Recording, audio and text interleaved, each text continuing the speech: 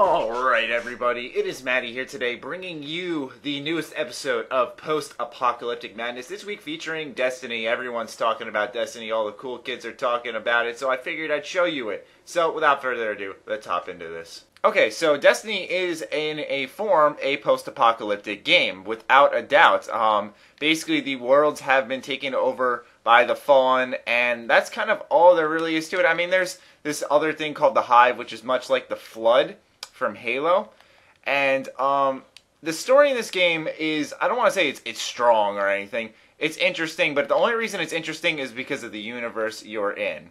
That is the only reason why I am interested in it. And right here is some loot. Anyways, that's the only reason I can confidently say I enjoy playing Destiny a lot, is because just the stuff you explore, the places you go, is always a ton of fun. Now, right now I'm on Old Russia, which is Russia after the destruction of this world. And basically, I just want to show you guys this world just because of the fact that I didn't want to spoil anything for you guys, because I felt it was really special when I traveled to a new planet such as the moon, that it was all fresh, and it was really, really a fun experience landing on the moon for the first time and kind of seeing new sights instead of having them all spoiled for me. So that's why everything's level 2 and I'm just ripping through everyone. So I don't want to spoil the story for you guys because some people call it weak and bare bones. I thought it was interesting mainly because of the universe. I think it's told poorly due to the fact that throwing knife. I think it's told poorly due to the fact that it's not told through cutscenes or anything. It's told through little text boxes on the bottom of the screen and stuff. So it's pretty easy to just keep talking to your friends and not really get too engrossed in the scene while you're playing. So that's kind of why the story could be weak to some. But if you pay attention to it, I wouldn't say you're in for a treat, but you're in for something that will keep your interest and keep you exploring these planets. Anyways, this game is obviously very nice to look at. It's a very pretty game. I'm playing it on the PS4 right now. And yeah, you can see for yourself. The lighting in this game is awesome. The detail on the guns are awesome. It's just a lot of effort's been put into it. So let's talk about the gameplay, because that's kind of what you're going to be playing the game a lot, obviously, and that's kind of what's going to hold you more than anything. So a lot of people have been making comparisons and trying to mix and match what games it's inspired from, and I am doing the same as well. So if I were to pick a handful of games to mix what this game is, it is Call of Duty, Halo, Borderlands, and Mass Effect all mashed together into a interesting little creative game. How so? Well, the gunplay reminds me a lot more of Call of Duty and Halo. The floatiness, the way you like the gun bobs and the way you walk around, the way the guns shoot reminds me of Halo as well. And Mass Effect is much like this stuff, these little powers that you get, throwing knives, all that stuff. These snipers and stuff all just remind me of Mass Effect. And then I said Borderlands because you saw me pick up loot earlier. And as you can see, you can really deck out your guy. So I got new leg armor, which is actually much better than what I had. So go ahead and equip that. And the thing that kind of sucks about the loot is that there's really no depth to it. It's just kind of number games. You know, the higher the number, the better. And it's exciting getting stuff that's better in that category. But see, for example, this is the most mod you can kind of get out of your stuff if it's not legendary, such as this. Strength plus 30. And for my character, strength allows me to reduce the cooldown time of my throwing knife, which is my R1 attack, and it allows me to use it more often.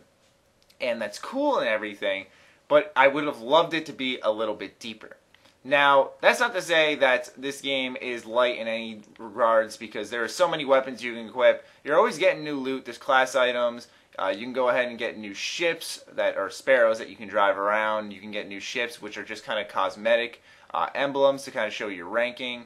And yeah, so that's kind of the extended customization. You go ahead and level your guy up, and they get a handful of abilities that you can just go ahead and pick from. And there are subclasses, so once I hit level 15, I'll unlock another class, and maybe there's a third class. I'm not sure, but we'll find that out eventually. I haven't put a ton of time into this game, but I feel like my opinion should be a little bit more valued than some reviewers, because all the reviewers, all the press, ruined this game. They put it up to an insurmountable hype, a hype that no game probably could reach. Destiny is going to be the greatest game ever. It's going to be the biggest launch ever. It's going to be huge. Everyone's going to love it. You know, the press ruined this game, to put it simply. It is a very fun game, especially with friends, and there is no reason you shouldn't pick this up if you haven't already. But the press ruined it, so everyone had these unreal expectations for this game when they picked it up, and now people aren't enjoying it as much and really hating on it. And that's not fair, because this is a very fun game. It's harsh to call this game bad, mediocre, a bust. It's not a bust. This game, there's a lot of time and effort put in this game. Right now we're doing patrols, which kind of turns these worlds into, instead of separate set missions, into almost like an open world to explore.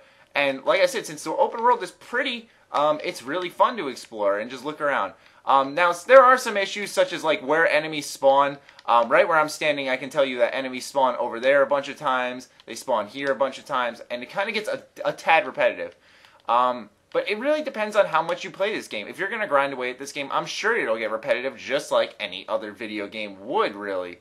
But for me personally, since I've just been kind of chipping away at it, playing it at my leisure, I have really enjoyed it a lot. And I was one of those people who said Destiny's not going to live up to the hype, Destiny's going to be bad. But now I'm actually one of those people who says I really like Destiny. And I think that's a pretty funny coincidence. I could tell from the beta it wasn't going to live up to the hype, but that, once again, just because it didn't live up to the hype doesn't mean it's a bad game. I say you ignore the mainstream reviewers saying that it's a 6, a 5. That's ridiculous, okay? That's just ridiculous. It's because if you look at other games that have gotten 6 and 5s, games that I played in Humanity's Worst Games, this game's not one of them, okay? It's a very fun game. It's co-op. It's got its own separate multiplayer playlist that you guys can hop on and play like a deathmatch. It's from the creators of Halo, so that's a lot of fun too. My one friend Ivan hates it. Oh, that was a collectible right there. There are collectibles, but like I said, as you can see, the enemies are spawning here, just like I've told you guys earlier. So yeah, the spawns are predictable. If you spend a lot of time in these worlds, you aren't going to be surprised all that often. But that doesn't mean that when you travel throughout the world, there are new places to explore based on your level. So it's not like it gets too repetitive by any means. It's just not this huge, fresh, crazy experience that everyone was expecting. And that's the thing. It's your expectations. If your expectations were at mine, this is going to be a fun game. I'm going to enjoy this, but it's not going to blow my pants off. You will have fun with this game. And yeah, it won't be the 10-year game that probably Bungie planned it to be. But that doesn't mean that it's bad by any means. It should be a game that can hold you over during this fall until your next most anticipated game. And that's good enough, if you ask me. There's obviously expansions coming out, so if you're really enjoying it like me, then you're going to have DLC to play and mess around with. And that's not bad at all. But as you saw, I got another piece of loot. So being the curious person I am, I have to check that out. I don't like it, so I'm going to dismantle it. And I get glimmer, or glitter? Glimmer, that's what it is. And basically that's currency, and you can go ahead and buy new weapons, armor, and stuff. You can get bounties, so you can chip away at stuff while you're exploring the world. Like this is a headshot bounty. This is a bounty for a strike mission. This is for Crucible matches inside the Crucible itself. That's the multiplayer I was telling you about. And this is the coolest thing, I think, are the random spawn public events when you're running around the world and all of a sudden it tells you a public event started and a ship flies in and you got to take down all these waves of enemies. It's fun. But that's the scary part, is that the core of the fun of this game is in its gameplay. And the gameplay I could see getting a tad repetitive unless you are very much like me. You take your time with the game, you switch up your classes, you try new builds out. Then the game won't be repetitive. But if you stick with the same guns, you don't try new things, and you're just always happy with what you have, yeah, you'll probably get a little bored with this game. But it's all up to the player, and that's the difference. As a matter for MMO grinding kind of gameplay, that's what a lot of people were comparing it to. And that's a fair comparison, but if you're like me, if you're an RPG player, which most of you viewers are, then you should be okay with grinding in games, because a lot of us love RPGs, and it's not grinding like, okay, I'm going to go out and level up a bunch of times. It's just one of those grinds where you go out and you just play a lot and kind of repeat similar mission structures. Like a lot of times you'll find yourself taking your ghost, putting it into an item, and he'll scan it, and then all of a sudden a wave of enemies will come. Like, it's no surprise. And that's a little bit of lazy design, but that's probably like my biggest complaint. And that's about it. But nonetheless, the point of this video is to prove, no, it's not a mediocre, bad game by any means. It's just not as well received as it was expected to be. And that's it. It's not a bad game. You shouldn't pass up on it. If you're looking for a post-apocalyptic experience, you definitely shouldn't pass up on it. If you're looking for something to use your shiny next-gen consoles for, you shouldn't pass up on it. And yeah, if you're it's a great game. Go ahead, pick it up. Good stuff. Anyways, I hope you guys enjoyed. Other than that, stay sexy, stay active. I love you all. I missed my starting knife. Peace.